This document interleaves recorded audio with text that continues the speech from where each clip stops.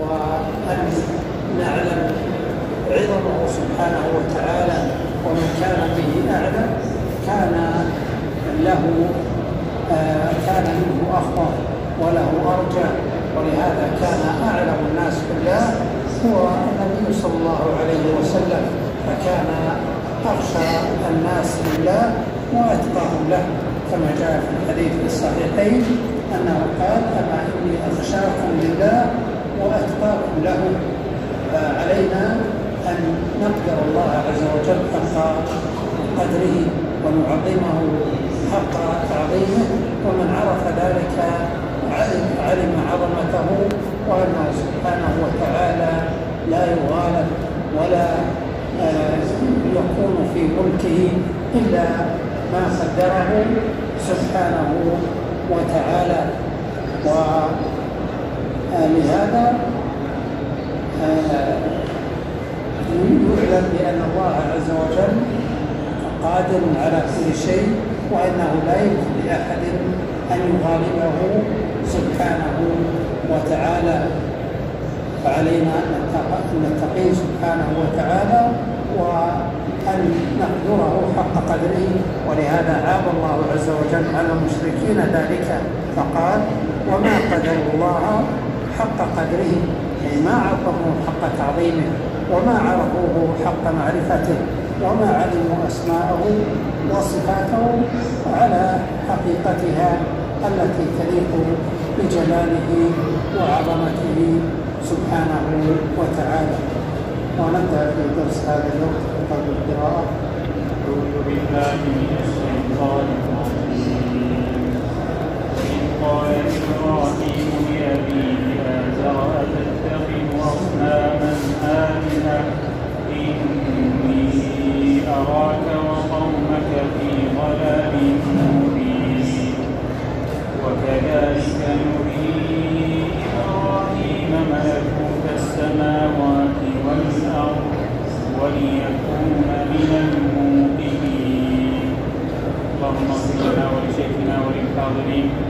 يقول الشيخ رحمه الله: يقول تعالى: واذكر قصة إبراهيم عليه الصلاة والسلام مثنيا عليه ومعظما في حال دعوته إلى التوحيد ونهيه عن الشرك. وهذا فيه أيضا تسلية بالنبي صلى الله عليه وسلم، فإذا كان النبي صلى الله عليه وسلم قد أهمه عدم استجابة أقاربه وأعمامه وقومه له، فالله عز وجل يذكره بإبراهيم عليه السلام الذي لم يستجب له حتى أبيه، وضايقه وحاربه وتسلط عليه، ففي ذلك تسلية له صلى الله عليه وسلم.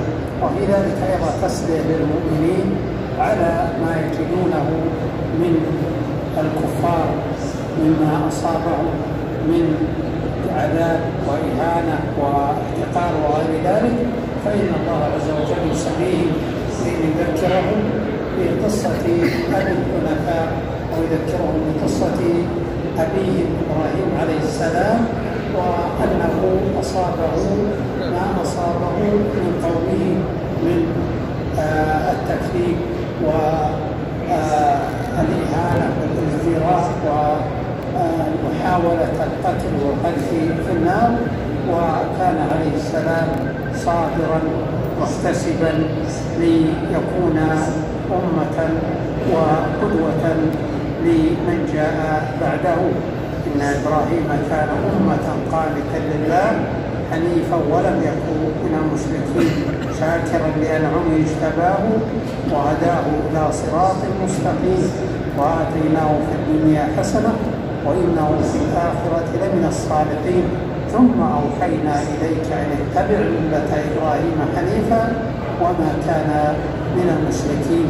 إذا من جاء بعد إبراهيم عليه السلام فإنه له تبع، لأن الله عز وجل جعل النبوة والكتاب في عقبه عليه السلام. ولهذا هذه الطوائف من اليهود والنصارى ومشرك العرب كلهم يدعون وأنهم على ملته وأنهم على شريعته، ولهذا أجابهم الله عز وجل جميعا في بعض آية، فقال سبحانه وتعالى: ما كان إبراهيم يهوديا ولا نصرانيا ولكن كان حنيفا مسلما وما كان من المشركين.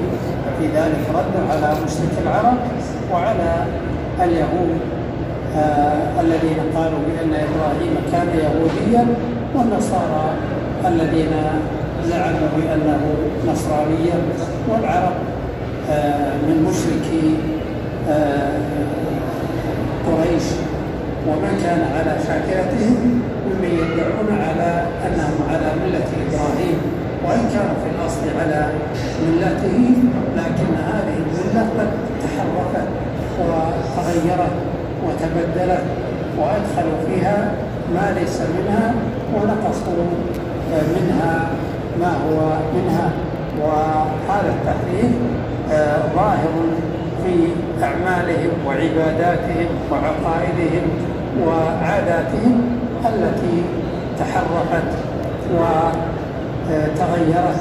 ولهذا جاء في الصحيح في رؤيا النبي صلى الله عليه وسلم النار لما قام في صلاة الكسوف قال: अस्सलामु अलैकुम वरहमतुल्लाहि वबरकातुहू। आप मस्जिद नबी शरीफ के प्यारे मनाज़र देख रहे थे और मस्जिद नबी शरीफ में होने वाली एक तकरीर को अरबी ज़ुबान में सुन रहे थे, जिसका मफ़हूम ये है कि इब्राहीम अलैहिस्सलाम भी दीन हनीफ पर थे, ना यहूदी थे ना ही ईसाई थे, बल्कि मुसलमान थे और ना ही मुशरक थे।